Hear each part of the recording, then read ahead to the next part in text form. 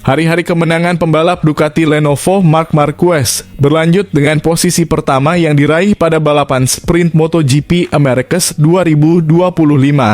Marc Marquez lagi-lagi menjadi pembalap tercepat pada sprint dari seri balap ketiga MotoGP Americas pada Sabtu kemarin di Circuit of the America, Austin, Amerika Serikat. Balapan sebenarnya sempat menjanjikan persaingan yang seru di awal. Start dari pole position, Marquez dikejutkan dengan lesatan rekan setimnya, Francesco Bagnaia, yang melesat dari posisi keempat untuk memimpin di tikungan pertama. Duel antara keduanya berlanjut ke rangkaian tikungan zigzag. Bagnaia melawan lagi tetapi syaraf yang lama kembali menyala dengan menyalipnya. Drama lap pertama belum berakhir dengan Marquez hampir terjatuh di tikungan 17 karena mengalami selip pada ban belakang. Bagnaia dan Alex Marquez Gresini Racing bersaing untuk posisi pertama yang ditinggal tetapi diasapi lagi oleh Marc Marquez sebelum lap pertama berakhir. Alex merebut tempat kedua. Namun, pada akhir lap kedua dia sudah tertinggal cukup jauh, yaitu setengah detik dari kakaknya yang sulit dikejar sejak sesi hari Jumat. Sementara itu, kejutan ditunjukkan Fabio Quartararo yang naik ke urutan 4 setelah start dari posisi ke-11. El Diablo mengambil risiko dengan pengereman yang terlambat untuk bertahan dengan Bagnaia. Bagnaia dengan cepat terpaut cukup jauh dari Marquez bersaudara. Kecepatan Bagnaia tak cukup menandingi mereka yang berada di level 2 menit 2,6 detik hingga lap keempat. Juara dunia dua kali itu di 2 menit 3,1 detik. Meski begitu, Bagnaia jauh lebih cepat daripada pembalap lainnya sampai mampu meninggalkan rombongan untuk menjaga posisi ketiga dengan sangat nyaman. Di belakang mereka, duo Pertamina Enduro VR46, Franco Morbidelli dan Fabio Di Giannantonio membayangi Quartararo untuk posisi keempat. Morbidelli mendapat kesempatan pada lap keempat setelah Quartararo melebar di tikungan 15 karena juga hampir terjatuh. Dia mengambil alih posisi keempat. Di Giannantonio tidak mau ketinggalan dalam pesta. Menunggangi motor Ducati pabrikan seperti Marc Marquez dan Bagnaia, sosok yang akrab disapa Di Gia itu menyalip Quartararo dan Morbidelli untuk posisi keempat. Sisa 2 lap, posisi podium hampir dipastikan. Marc Marquez unggul 1 detik atas Alex, 1 detik antara Alex dan Bagnaia, kemudian 6 detik dari Bagnaia ke Di Gia. Posisi ini tidak berubah hingga balapan selama 10 lap itu berakhir. Kemenangan mengukuhkan posisi Marquez di puncak klasemen sementara MotoGP 2025. Tambahan 12 poin dari balapan setengah durasi ini membuat Marquez sudah mengoleksi 86 poin hasil maksimal yang bisa diraih sejauh ini. Marquez sebelumnya melakukan sapu bersih dalam 2 seri pertama di Thailand dan Argentina dengan kemenangan balapan sprint dan reguler. Alex Marquez dan Francesco Bagnaia juga masih menempati posisi yang sama di klasemen seperti posisi finish mereka.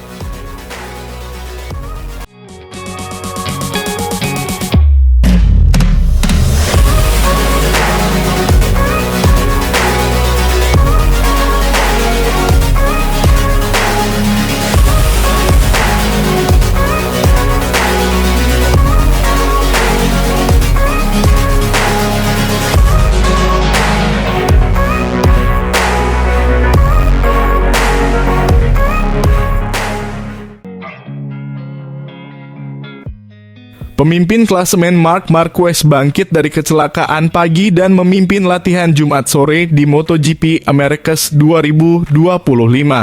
Setelah sesi FP1 yang basah kuyup, lintasan di Austin mulai mengering pada sesi sore. Jack Miller menjadi pembalap pertama yang beralih dari ban basah ke slick dan unggul 3,4 detik di depan para pesaingnya di pertengahan sesi. Namun, catatan waktu terus membaik. Dengan Marc Marquez yang mengincar kemenangan ke-8-nya di Cota akhir pekan ini mencatatkan waktu 2 menit 929 detik beberapa saat sebelum bendera kotak-kotak dikibarkan. Fabio Di Giannantonio kemudian melengkapi posisi 1-2 untuk GP25 meskipun tertinggal 0,736 detik dari motor merah milik Marquez. Rekan setim VR46 sekaligus pemimpin sesi pagi, Franco Morbidelli menempati posisi ketiga. Adik Mark, Alex Marquez, dan rekan setimnya di Gracny, Fermin Aldeguer, melengkapi 5 besar yang sepenuhnya dikuasai Ducati. Miller menjadi pembalap Yamaha terbaik di posisi ke-6, di depan KTM terbaik yang dikendarai Pedro Acosta. Juara Cota tahun lalu Maverick Vinales mengalami masalah teknis di awal sesi tetapi berhasil bangkit dan finish di posisi ke-8. Joan Mir menjadi pembalap Honda terbaik di posisi ke-9 setelah Johan Zarco terjatuh menjelang akhir sesi. Rekan setim Marquez di tim pabrikan Francesco Bagnaia mengamankan posisi ke-10 sebagai pembalap Ducati terakhir yang lolos langsung ke kualifikasi 2 pada Sabtu. Fabio Quartararo, Brad Binder, Marco Bezzecchi, Ai Ogura, dan Luca Marini akan bersaing untuk 2 tempat terakhir dalam Q1 besok. Sesuai prediksi, hujan mengguyur sirkuit Austin pada Jumat pagi menciptakan sesi basah pertama tahun ini. Marquez yang ingin memperpanjang rekor tak terkalahkannya sebagai pembalap Ducati di salah satu sirkuit favoritnya langsung bersaing memperebutkan posisi teratas dengan Jack Miller dan Franco Morbidelli dari VR46. Pembalap Spanyol itu baru saja kembali ke posisi puncak setelah 15 menit dari total 45 menit sesi berlangsung. Ketika Desmosedicinya kehilangan kendali di tikungan 2, membuatnya mengalami hikkside yang cepat.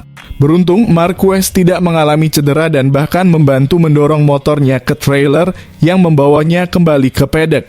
Cuaca diperkirakan akan membaik seiring berjalannya akhir pekan, tetapi kondisi yang akan dihadapi pembalap pada sesi latihan sore masih belum pasti. Sesi tersebut yang juga menentukan 10 pembalap yang lolos langsung ke kualifikasi 2 akan berlangsung pukul 15.00 hingga 16.00 waktu setempat.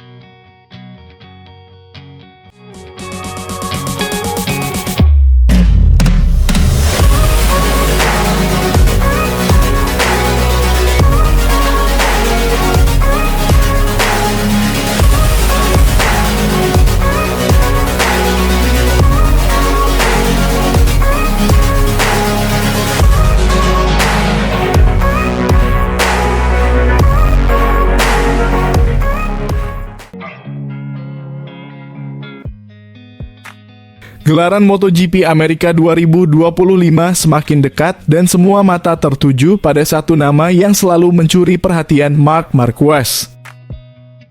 Namun bukan hanya performanya yang jadi bahan perbincangan, sikap manajer tim Ducati, Davide Tardozzi, terhadap sang alien juga ikut tersorot.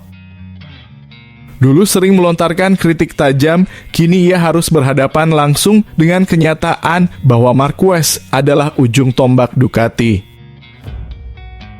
MotoGP Americas 2025 berpotensi menjadi pekan emas lainnya bagi Marquez. Circuit of the Americas Cota adalah wilayah kekuasaannya, medan pertempuran yang sudah ia taklukkan berkali-kali. 7 kemenangan telah ia catat di sini, 6 diantaranya secara beruntun.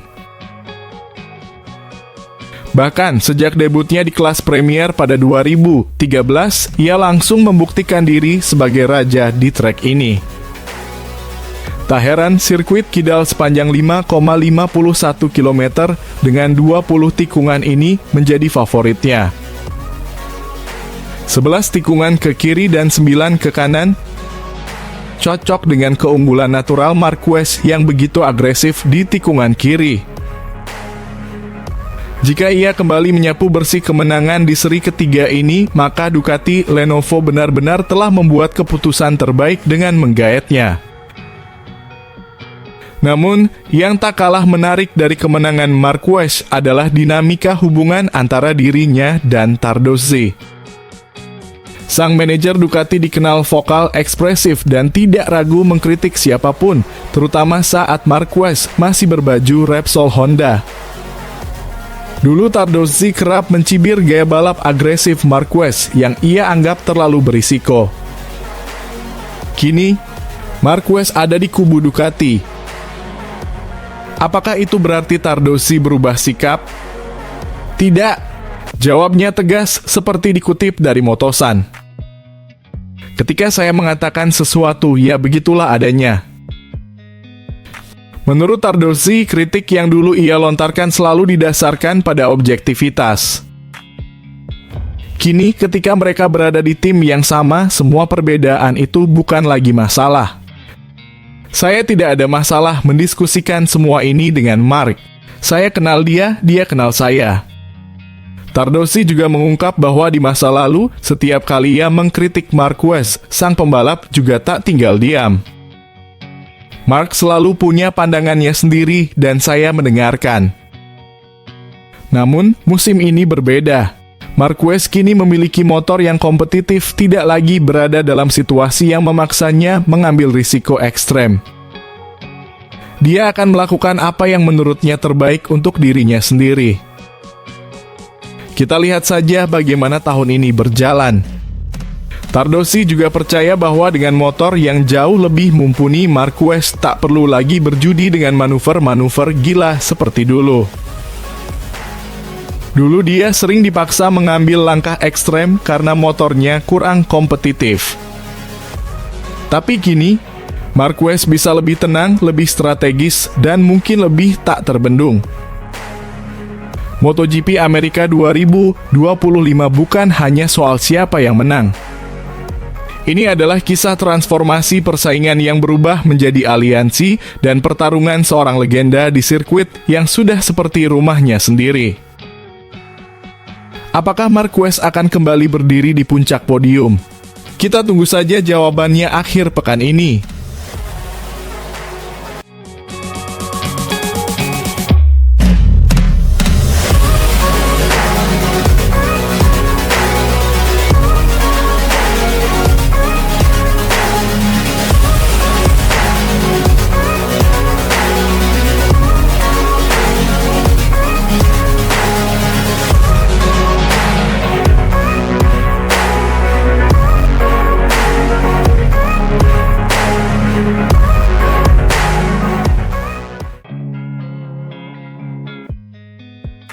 Banyak orang memuji penampilan Marc Marquez di Thailand dan Argentina, di mana ia mendominasi setiap balapan dengan meraih 4 kemenangan dari 4 kemungkinan hingga saat ini, termasuk sprint dan balapan panjang. Stefan Bradl memberikan pandangannya mengenai hal ini dalam wawancara dengan GP1 tanpa berbasa-basi, karena memang benar bahwa Marc sulit dikalahkan. Aku berharap Marc berada di level Pecco sejak awal, kata Bradl. Fakta bahwa dia bisa mengunggulinya dengan begitu jelas adalah kejutan. Kekuatan Alex sudah terlihat selama uji coba musim dingin di mana Marc mengambil risiko 90% sejak awal, lalu menunjukkan potensinya di Grand Prix. Bagiku itu sudah jelas.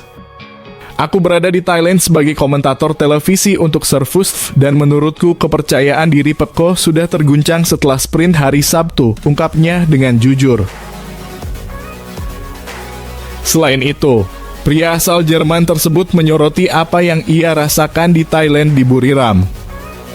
Untuk pertama kalinya setelah sekian lama, aku merasakan kembali aura spesial itu.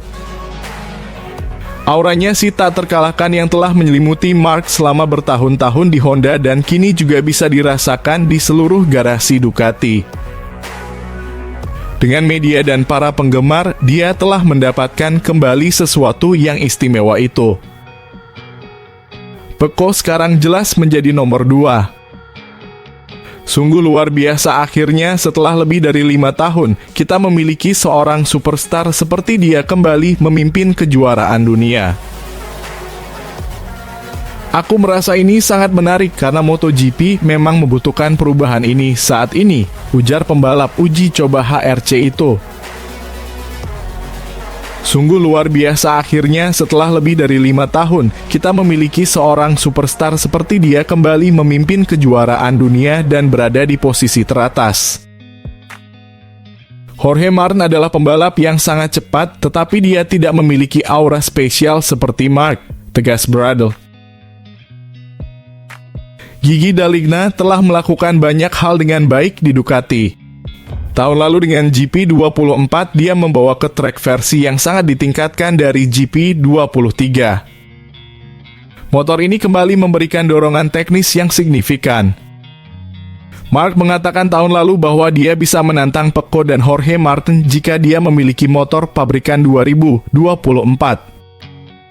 Dia menyadarinya dengan sangat cepat. Sekarang, di tim resmi, semua pintu terbuka untuknya, tutup Stefan Bradl.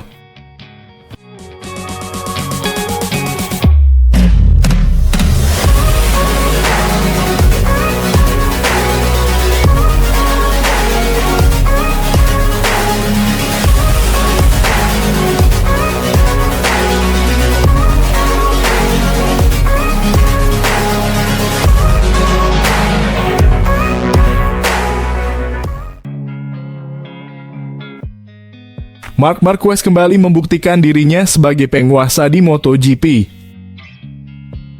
Di Grand Prix Argentina, dia tampil dominan dengan merebut pole position, menang di sprint race, dan mengamankan kemenangan di balapan utama hari Minggu di sirkuit Termasdero Hondo.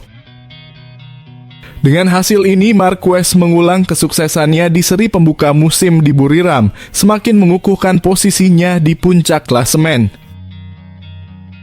Sementara itu, Pecco Bagnaia, rekan setimnya, masih berjuang untuk menemukan performa terbaik dengan Ducati. Meski berhasil finish ketiga di 2 balapan di Thailand dan kembali naik podium di sprint race Argentina. Di balapan utama, ia harus mengakui keunggulan Franco Morbidelli dan hanya mampu finish di posisi keempat. Walaupun masih bertahan di peringkat 3 klasemen, ini tentu bukan hasil yang diinginkan Bagnaia. Meski Bagnaia dan timnya beralasan bahwa kendala ini berasal dari setelan motor, beberapa pihak menilai perbedaan performa antara dirinya dan Marquez adalah murni soal bakat. Frankie Charchedi, kepala teknis Marquez di Gresini, bahkan menegaskan hal ini seperti yang dikutip oleh Neil Hodgson di TNT Sports. Mantan pembalap Neil Hodgson menyampaikan bahwa Charchedi sangat yakin Marquez akan mendominasi. Frankie adalah kepala tim Marc tahun lalu, jadi dia tahu perbedaan besar antara Ducati 2023 dan Ducati 2024. Dia memperkirakan selisih kecepatannya mencapai 0,4 hingga 0,6 detik per lap. Dia bahkan bilang, jika Pecco dan Marc menggunakan motor yang sama, Pecco tidak akan bisa mengejarnya. Kenapa? Karena Marc adalah pembalap yang lebih baik. Hodgson pun membandingkan situasi ini dengan musim 2014, ketika Marquez meraih 10 kemenangan beruntun di awal tahun bersama Honda. Saat itu Honda adalah motor terbaik dan Marc adalah pembalap terbaik di motor terbaik. Tapi setelah itu Honda berhenti berkembang sementara tim lain terus meningkat. Jadi semua kemenangan, semua gelar juara, semua kesuksesan setelahnya, itu bukan karena motor, itu murni karena Marc adalah pembalap terbaik. Setelah 2019 cedera menghambatnya, tapi sekarang di 2025 dia kembali ke puncak pembalap terbaik di motor terbaik. Tak hanya itu, analis MotoGP Michael Laverty juga meyakini bahwa Marquez kini berada di puncak performanya. Inilah Marc Marquez versi terbaik. Dia bangkit setelah mengalami cedera serius, menjalani operasi dan rehabilitasi panjang. Dia menyusun rencana mengevaluasi ulang kariernya, bahkan berani mengambil langkah mundur ke tim satelit. Sekarang dia kembali ke motor pabrikan dan hasilnya spektakuler. Banyak yang meragukannya, bahkan berpikir bahwa masa keemasannya sudah berakhir. Tapi Marc membuktikan semua orang salah. Dia masih memiliki api dalam dirinya, dia masih lapar akan kemenangan, dan sekarang dia kembali membuktikan siapa yang sebenarnya raja di MotoGP. MotoGP semakin panas. Apakah Marquez akan terus melaju tak terbendung? Kita tunggu aksinya di Grand Prix Amerika.